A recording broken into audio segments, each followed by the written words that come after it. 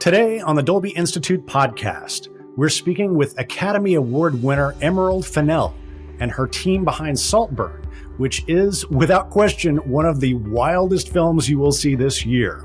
If you haven't seen it already, I strongly suggest you do so before listening to this episode. There's really no way to talk about this movie without getting into a lot of spoilers, so consider yourself warned.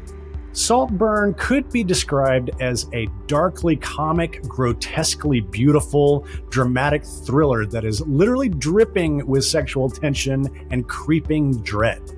If that sounds insane, it's because it is.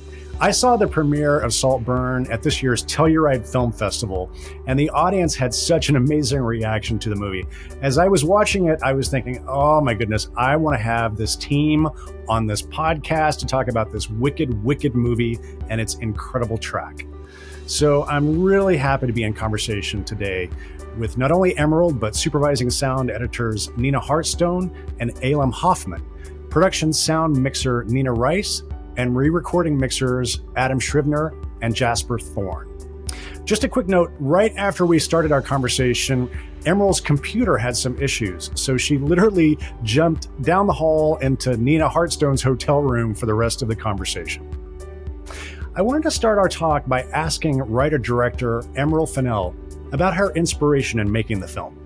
I wanted to make a Gothic country house thriller, kind of old-fashioned, Brideshead Revisited, go-between, atonement, sort of something happened in a country house one summer movie, because I love playing with genres, and that kind of Gothic British subgenre felt very thrilling. And because of the structure of that genre, you always need to be looking back in time. It's the protagonist who's looking back in time. So I just thought, well, nobody looks good in 2006. That'll knock some of the beauty off proceedings. So yeah. Well, it also saved you from having to deal with cell phones, right? And in quite the same way in smartphones.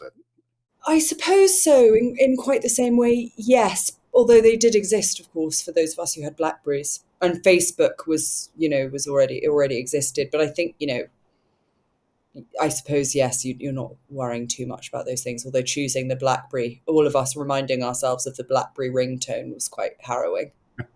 One of the things that you notice right away in watching the film is your choice of the aspect ratio of 4:3. And so I was curious, I know that I read an interview in which you talked about that sort of made a sense of almost like peeping in. So I was curious about your decision for 4:3 and for the sound team, that restricted visual aspect ratio. How did that translate for you into the sound design of the film? Well, I'll just quickly talk a little bit about that decision. I mean, I think like every decision that you make on a movie, it's a combination of factors. Some of them are practical.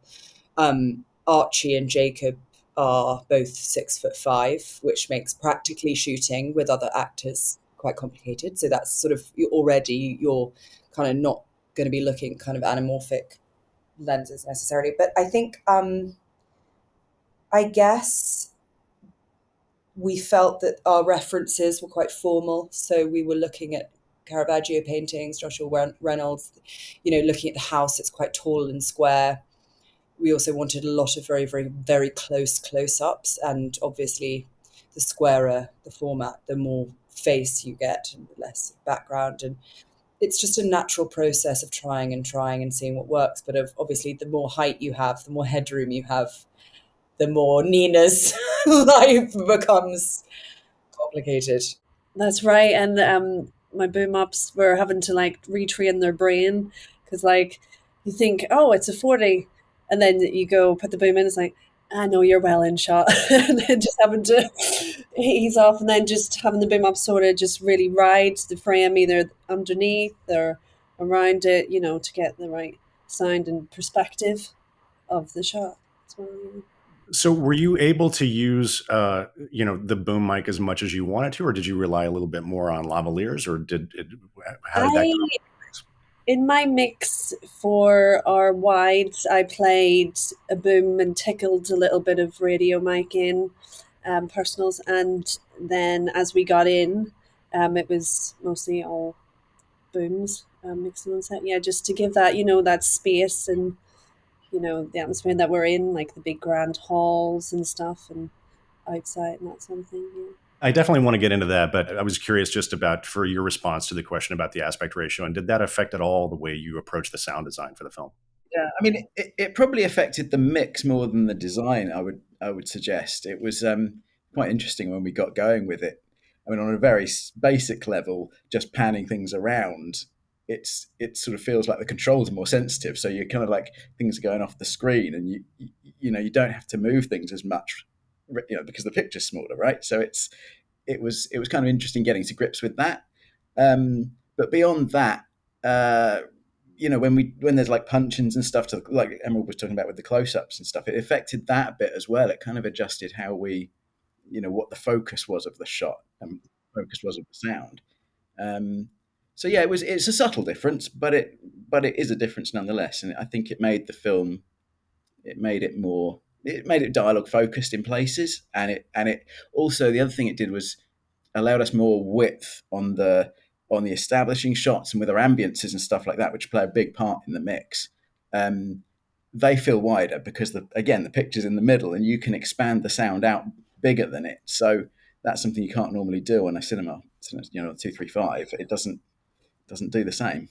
I thought about that quite a bit in terms of, I'm sure, as you say, it affected your decisions about panning dialogue, because you don't want to pan wider than you don't want to pan the sonic image wider than the visual image that's on the screen. But you also make an interesting choice, which is that you mixed in Dolby Atmos, which is, of course, a very full fidelity, very wide, very immersive format with this very restrictive aspect ratio. So that must have been some interesting juxtaposition for you to play with. Yeah, absolutely. It was. I wasn't entirely sure when we started. Actually, when I first watched the film, it was running through my head like, is this going to sound like an older film? Is it going to be very mono? Is it, how is that going to play out? But I think it worked out really well in the end. I was, when we got into it and just started feeling our way with it, it all came together. It was totally subconscious, really, in terms of mixing. It just happened that way, and it's really effective, Well, and it's also very visceral. Like, it's a visceral movie.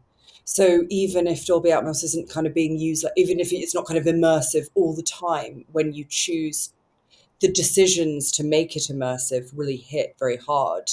And so, there's a kind of moment when Oliver's getting lost in the maze, when things unravel, which is like the most immersive use of like sound and design and a score.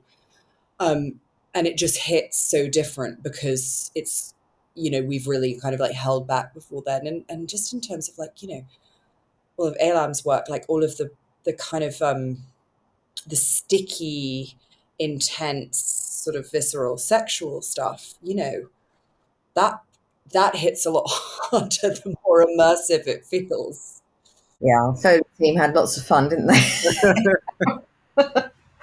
I mean, they keep emailing me. Actually, they said it was the best fun they've had creating sounds for a film ever, and they got to experiment loads with all sorts of different animals, vegetables, minerals, trying to get just the right sounds.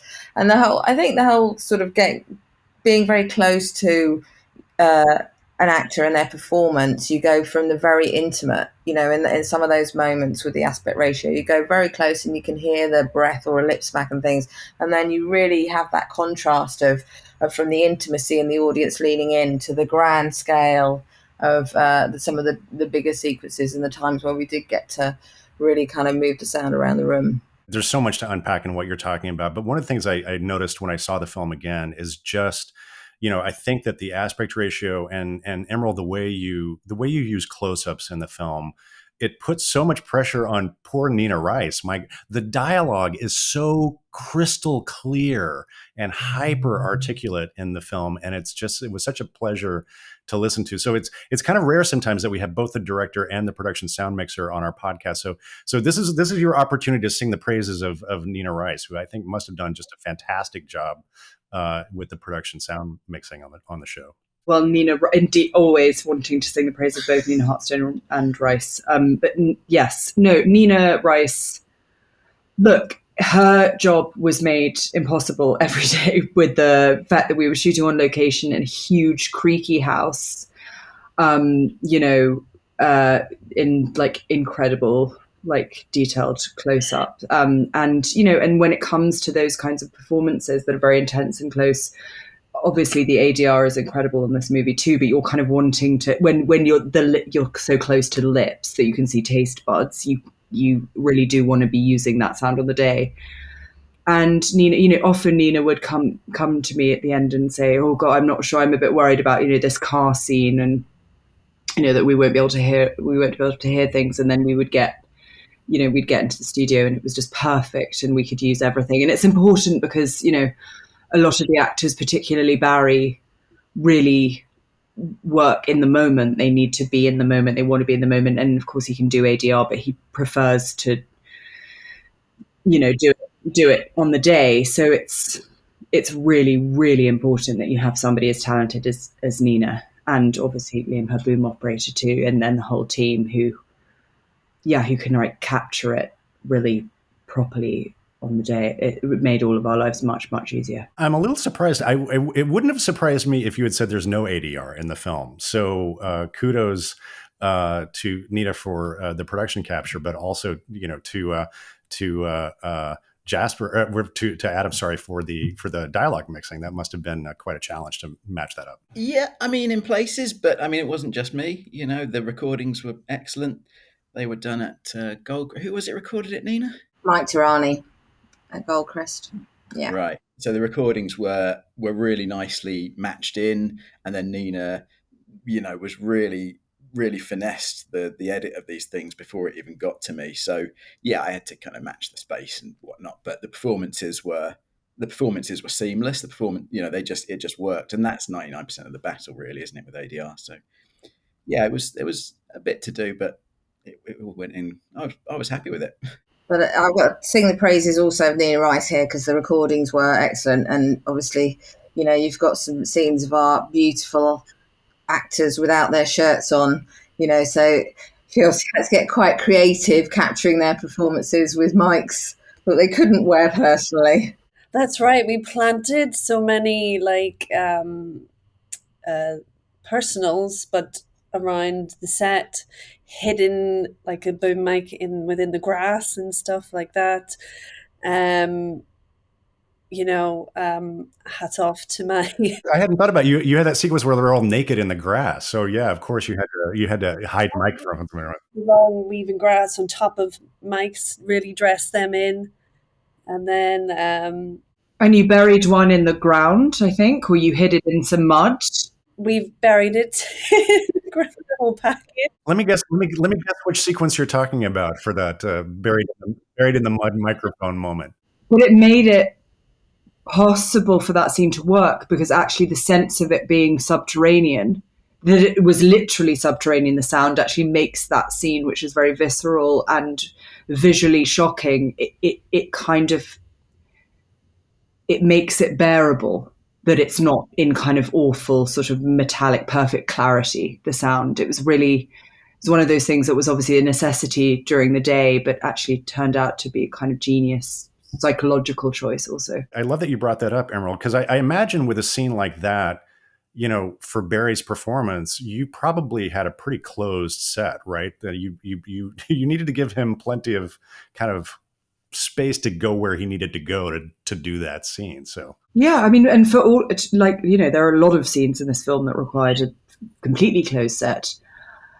And again, it's just everyone working together to, be able to do their best work and, to just support each other. And it's, the art department sometimes helping Nina and everyone kind of find places or create places to hide things. And yeah, it was one big collaborative effort, like across all departments to make it work on the shooting day. Yeah. I do want to bring up Anthony Willis's just amazing score in the film. And Emerald, I'm kind of curious, you go through a lot of tonal shifts in the film. There's the Oxford sequence, and then we get to Saltburn, and things start to become increasingly dark as we go deeper into, Oliver's mental state. And I'm curious about how you worked with Willis's score and also with the sound design to kind of take the audience. You walk such a tightrope, right? Because as we're learning more about Oliver, it becomes increasingly dark, but I think you use sound design and the score really effectively to kind of lead the audience into that. Can you talk about that? Thank you. Yeah, well, again, as always, it's just a kind of total group effort. I think part of the job of a director is to sort of make all of us, like, we're all kind of, hopefully, like, without wanting to sound too like cheesy, kind of singing from the same hymn sheet, that we all are looking at the same blueprint, and we understand, if it is a tightrope, how to balance it, all of us together. And Anthony, I worked with on Promising Young Woman too, and we worked together very closely, because I think for precisely that reason, so much of the score and the sound design, all of it it's the backbone of the film, and it's such an important emotional steer, and a kind of, it's also just as useful in diverting attention from things, or giving people kind of, misdirections and all that kind of stuff. And so with Anthony, it started, the movie always started in the script, and then on the day with a scene that we can all probably talk about, because it's really difficult to shoot and then do in the mix and everything. The opening shot of the movie that isn't the flashback, which is just a long shot of Oliver walking through Oxford's Radcliffe Camera, was a huge kind of quad, with 250 extras, but it was always set to Handel's Zadok the Priest, which is coronation theme. And, this is a movie about kind of rebirth and coronation and all of that sort of stuff, and who what makes a king, I guess. So with Anthony, the first discussion was, is there something we can do with Zadok? Is there a kind of refrain? Is there something that means that we start and we end really with Zadok? And so I think what he's so brilliant at, what he did with Promising a Woman, and why I love him so much, is I like a theme. I like in many ways, quite an old-fashioned thing, which is a theme. And the great thing about a theme is it's consistent, and it can be completely different. So in this film, we have the same theme, whether it's kind of electro over the suckling pig scene, which is really grimy electro, or, the most like over the top romantic sweeping kind of orchestra over the sort of the stone throwing at Oxford, which is kind of the most romantic, kind of traditionally romantic scene. So that's kind of that's where a theme can really help with that consistency and with playing with tone. But then of course it's also then with everyone else, where do we enhance it? Where do we strip it back? How do we then utilize it kind of to make sure it sort of helps, rather than becoming like overbearing, which I think these guys can talk to better than me. Nina and Elam, I'm curious for you to jump in and talk about, did you have access to the score while you were working on sound design, or how did you integrate that into what you were doing tonally? We definitely had a good idea of where the score was going, and you would be playing stuff to us as well as the score was evolving with Anthony. And I think we were always very aware of making sure that, and we always do on everything we work on, we always want to make sure that the whole soundtrack is cohesive, and that the sound design and the score are complementing each other, along with the dialogue as well, and just making sure that they're always doing what they need to do for you. So whether we lean into the sound design or lean into the score, and I mean, you mixers can probably talk about, we did a lot of work in the mix to make sure that you were actually feeling the sound, feeling the score, and feeling the sound design in the room. But as a viewer, you're actually almost getting a physical reaction to it, rather than it's just there and matches the pictures. We wanted the kind of the sound to reach out. Yeah, I totally agree. I think there's a few scenes in the film where we kind of lead into it with score, and we'll attempt to blend in some sound design, and just let those two elements, in one particular occasion, we let those two things clash, and we let them make the scene feel really uncomfortable. It's the happy birthday scene in question. And we kind of worked in these more dissonant tones to really make that scene just as uncomfortable as it is for Oliver. And there were lots of moments where we'd allow those two things to interplay. Jasper, you're talking about the sequence where they sing happy birthday to him with the cake and the score is going. And then, Adam, you punch through that really so devastating piece of dialogue when somebody says, I don't remember his name because it all just drops out when they get to it's a horrifying moment. Terrible. Yeah, and I think the score leading up and sort of running through that, it makes that even more powerful. There's like this beat. That whole sequence has this like beat running through it, and it just doesn't stop. And it's really, it's yeah, it the sound design is kind of subtle until we get down to the maze, isn't it? That's fair to say, I think. Um, but the music is doing the heavy lifting, and then, as Jasper just said, we do introduce some elements to make it more uncomfortable. But yeah, I mean, just ignoring all the sound, it's just such an awkward moment. It's brilliant. But again, that's something that's so exciting when you're all working together, because I think that really all came together in the mix, that the birthday, because that sequence, there's a kind of, there's a party which is just becoming moment by moment more excruciating, more intense, more out of control. And I think on the happy birthday, because it has this moment of like awful silence, was always a bit problematic, because it kind of, you wanted it to feel like an extension of the horror, like the next step of the horror, rather than a kind of lull.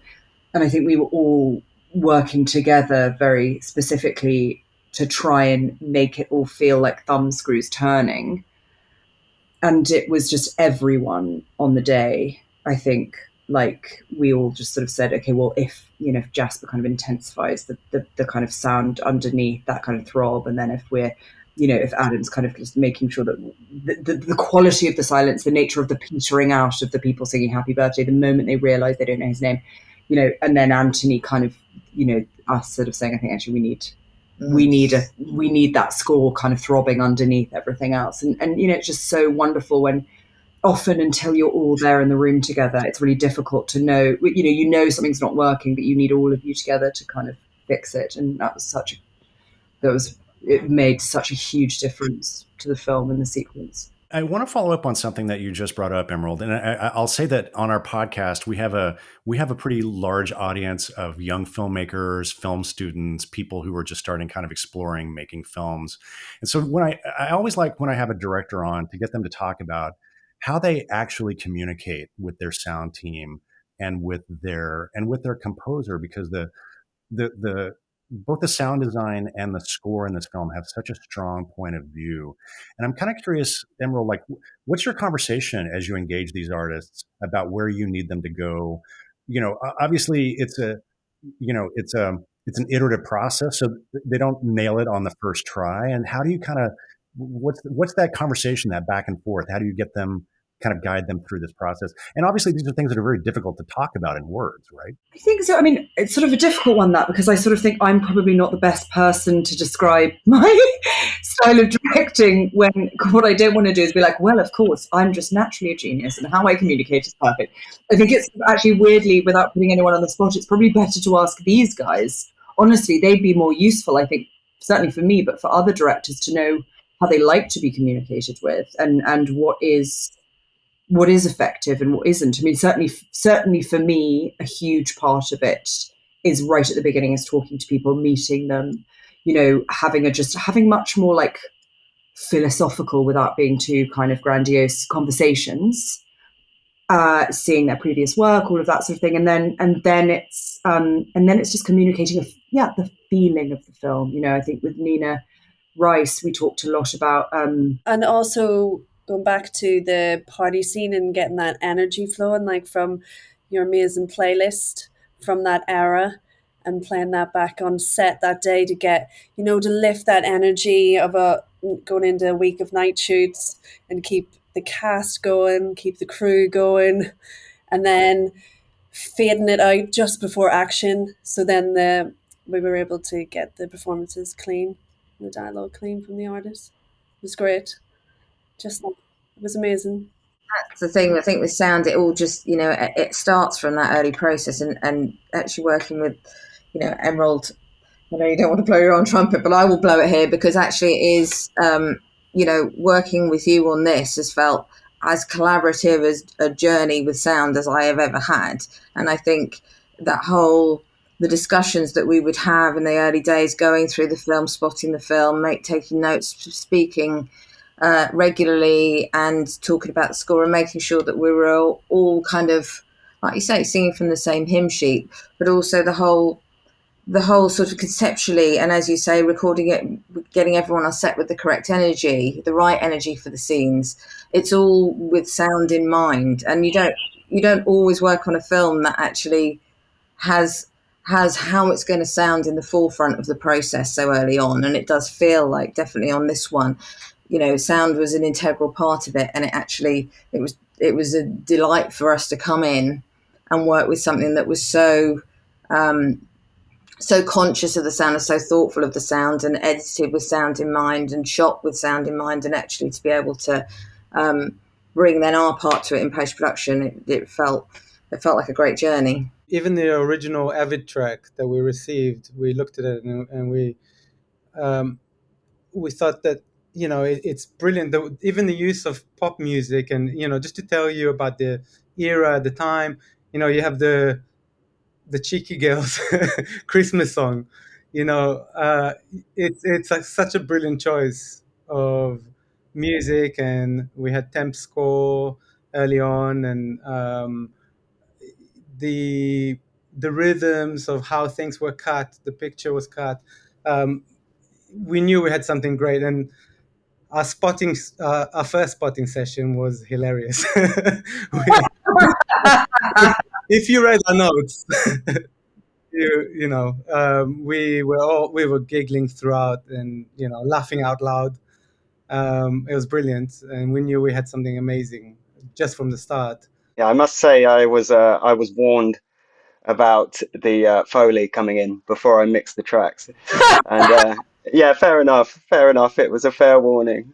But just to comment on Emerald's directing style, I think one of the phrases she would often use is it's a delicate balance. And whether it was one of the more explicit scenes or one of these intense party scenes, it was always a delicate balance to get things right, and a lot of experimentation in the mix. And I think hats off to everybody for not being afraid of that experimentation during the mix.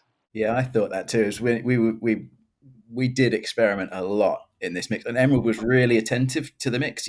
Sometimes people have, and it's partly a scheduling thing, but Emerald was there at the crack of dawn. Every time we started, Emerald was there with us the whole, didn't leave till, if we were going till midnight, she stayed around, and it meant we could continuously offer her solutions to different things. She's quite, she's got a good vocabulary and can explain things in a way that makes sense to us, and then we can kind of go off, audition stuff, and she can then say, "Oh, I like that. I didn't like this." We just keep evolving it, and because she was so attentive to the sound, it allowed us to try things so many different ways, more so than we would on a lot of pictures. But that's also what's so wonderful about working with so many like ridiculously talented people as well, is that actually the kind of hope is that you're all comfortable enough.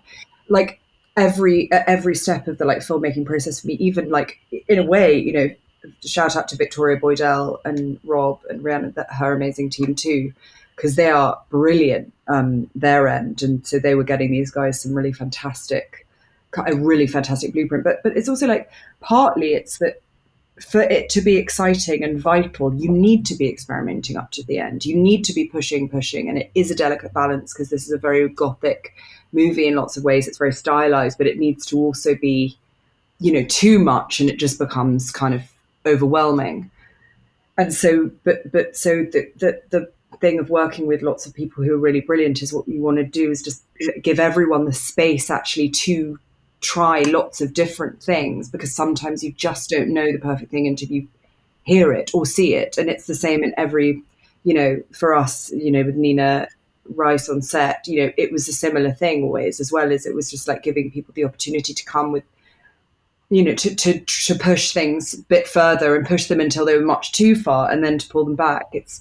That's always how you make stuff that is on the edge of something interesting. You have to fall off to know where you can come back, and that's why it's such a fun, exciting process, and it kind of has to be right until the last second. It's not that me and like Nina don't like listen to it and we're like because there's, and I'm the same always. You could tinker with things forever, but it's but it's still thrilling. It was thrilling that even on the last day you find something that's like really special and just really changes something fundamentally. That's what's making films are so brilliant. I appreciate you saying this, and you've been very generous with your time. There's so much to talk about in this film, but I want to wrap up with just a lightning round right quick. Sometimes we like to ask everyone for what's your favorite sound moment in the film, something that when you're watching the film and it comes up, it just kind of makes you giggle with delight. That just fills you with some joy as you listen to the track on the film. Jasper, I'm going to pick on you. Do you want to start? Without spoilers, it's kind of tricky, but yeah, at a very pivotal moment, Anthony's score is just incredible. My hairs stand up on my arms every time I hear it. We've played over that scene hundreds, if not thousands of times, and every time it happens, hairs up on the arms. It's harrowing, but beautiful as well. Yeah. So that's it for me. I don't really think I can reveal anymore, but fantastic. Adam, how about you? Bath plug.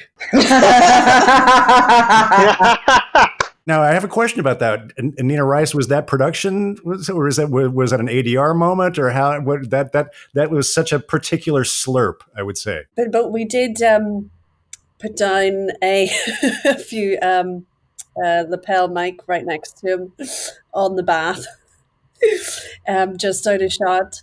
So, we did. I think it's all production. It is production. It can't not be, because it's so specific. You can't recreate that thing. But at the same time, I think that also these guys did amazing work with the water and the drain and the like gurgling, the stuff that, we couldn't obviously do on the day because we couldn't have kind of plumbing interrupting Nina's work. But that all, then again, when it's really exciting, then the bath becomes kind of alive. Then that's kind of breathing too. Like it's never just one thing. It's everyone together always. All right, let's continue our lightning round. We have to wrap up. Nina Rice, how about you? What's your favorite sound moment? My favorite sound moment would have to be when Richard E. Grant's character in one of the scenes goes from a whisper to a shout.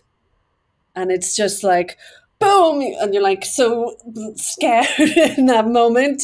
But it was just capturing that amazing performance, and like, you almost jump out of your seat when you hear that piece of dialogue. Such a great performance.